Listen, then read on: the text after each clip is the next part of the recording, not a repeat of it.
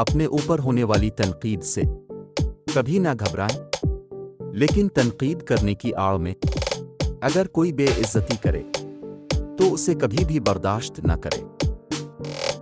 اللہ جب ناراض ہوتا ہے تو آپ کا رزق نہیں چھینتا، بلکہ آپ سے سجدہ کرنے کی توفیق چھین لیتا ہے۔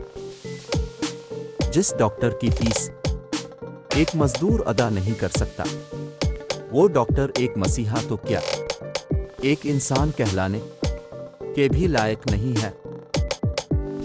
بد نصیب ہے وہ شخص جس کی صحت اس کا ساتھ دے مگر وہ اپنے رب کو سجدہ نہ کرے۔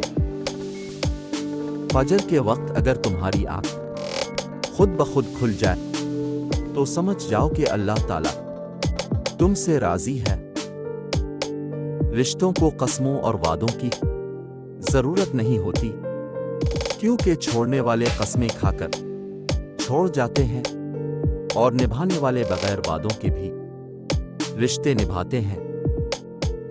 اپنے آپ کو خوش رکھا کرو، کیونکہ پریشان ہونے سے کل کی مشکلیں دور نہیں ہوتی، بلکہ آج کا سکون بھی چلا جاتا ہے۔ زندگی میں دو چیزوں کی کمی انسان کو اذیت میں ڈالتی ہے۔ ایک راتوں کی نیند، اگر آپ کو نیند نہ آئے تو چہرہ بگڑ جاتا ہے۔ دوسرا من پسند شخص، اگر آپ کو میسر نہ ہو تو زندگی بگڑ جاتی ہے۔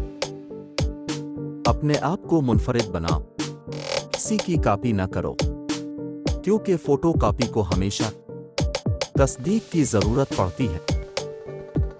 وہ بیچارہ ایک روٹی چورا کے چور ہو گیا اور یہاں تو لوگ پورا ملک ہی کھا گئے۔